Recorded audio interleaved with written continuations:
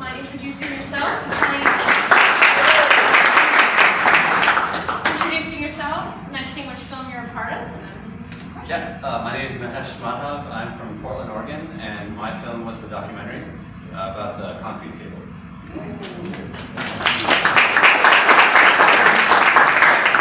I'll go ahead and kick it off, and then I'll ask if anybody else has any questions. But how did you get tuned in on the subject in person?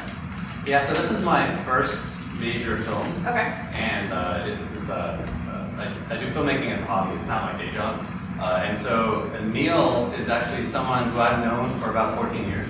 Okay. And he's one of those folks that kind of see people in town, and you see him at the bank, and you see him at the library and the airport, and so our lives kind of like intertwine and intersect now and then, and we're also in the same spiritual group. Okay. And so he is actually in construction. He's a construction worker and tile setting and so on. And about 4 years ago, he started doing design work. And around that time, I also started getting more into production and film. Mm-hmm. And so I went up to him and I said, if you want to be a guinea pig, I'd like to do a larger project.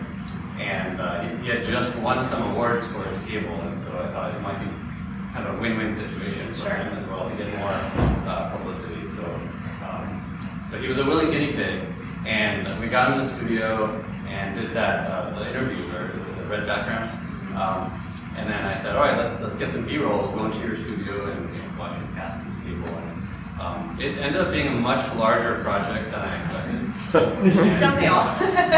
So it was over the course of about 7 months. It took him that long, like wall clock, to make the table. And so I went to his studio about 12 times.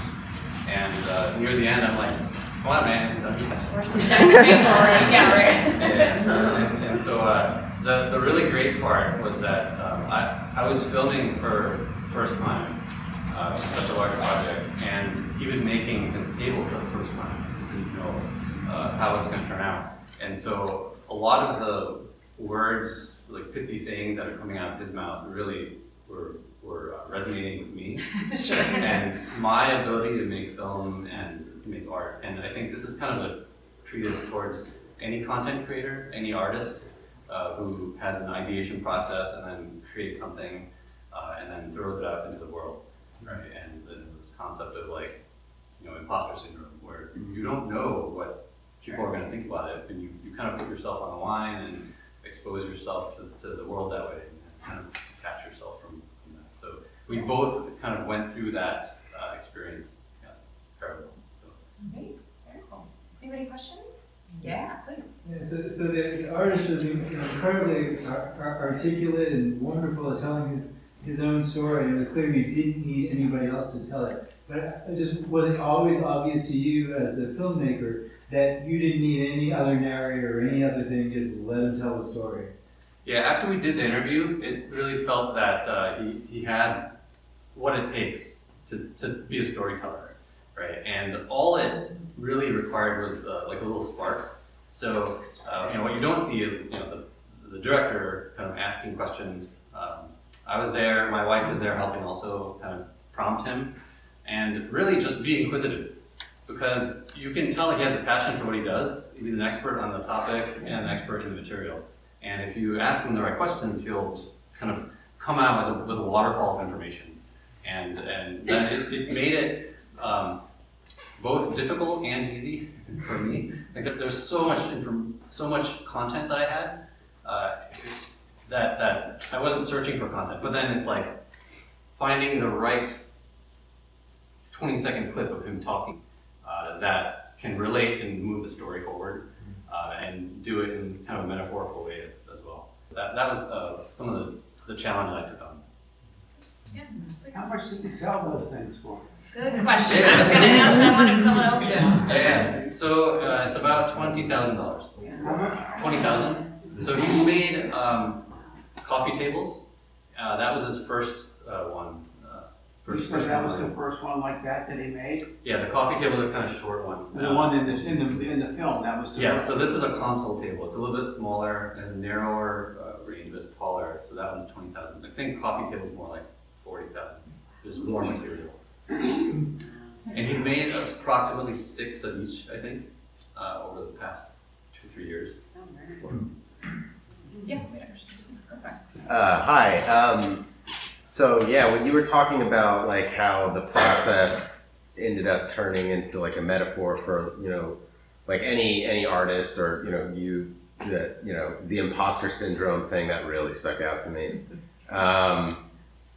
Do you think that did this process for you as a filmmaker excite you? Are you ready to do something else, or are you terrified? Yeah. So I came up through editing educational classes, and then I started doing music videos, and so that's kind of like my passion, storytelling that way. And so it was my first foray into kind of doing the whole thing, and it was really exciting, and I loved every aspect of it, from the color grading and the challenges of making sound feel correct, right, and making sure that the story is actually moving forward. I'm looking forward to doing something new. I've never done a narrative before, so I have some ideas there. My wife actually wrote a short script that we have footage for that we did produce. So I may be giving her like a good editing treatment for that and try to get that out the door. But really what's happening now is I'm on the circuit here. I'm learning so much just by listening to other filmmakers, understanding their process, what they do, and what are the next steps. So I kind of have this new shiny thing and energy to share this shiny thing with people, and I want to know what people think and what are the next steps for this, because this is my first time and I don't know. Well, I think you did a great first time. Let's be honest about that. I did like the treatment when you had him doing the interview. I'm assuming that is his signature that you had on there. That was really cool. I thought that was a neat touch. You could have just graphically, used fonts and do that. That was a neat, especially from an artist, a neat touch. So, any other questions out there? Yeah, please. It's not really a question, but I really like the drumming music that you had playing while the piece was rotating and stuff. It was pretty cool. Thank you. Yeah, it took a long time for me to find the right music at every single point in time. But I used a service called Marmoset, which is like a place where you can license music for short films. And actually that drumming sequence was not from there. It was, I found it online. I kind of had in mind what I wanted, and I was looking for taiko drumming. And I found a professor in California who was teaching, and he had some of his videos online. And so I contacted Claremont College's taiko drumming and asked them if, for a little bit of donation, can I please use your clip? And they were excited about it. So I was able to get that. Yeah, I thought too with the music playing, especially when he's doing the grinding and the things that you don't actually want to hear. You did a good job of overlaying that with music and sounds, so we got the visual but didn't have to hear the after. Yeah, please. So you said it took 7 months to film, right? So how long did post take for you? So let's see. He ended in September of 2018, and then I was, as he was building the table, and I had dailies. I kind of pieced it together between the months take, I guess. So from September, worked and really fun color. Everything was just so smoothly done, for all of what you went through, hearing it, that makes me admire that more. This is not a film question, but what is that material used for usually? Yeah, so concrete canvas is an industrial material that is used in military operations. Let's say there's a landslide, and you can come and roll out all these rolls of concrete canvas, and then the helicopter comes and sprinkles water on it, and it dries overnight. So now the landslide's gone.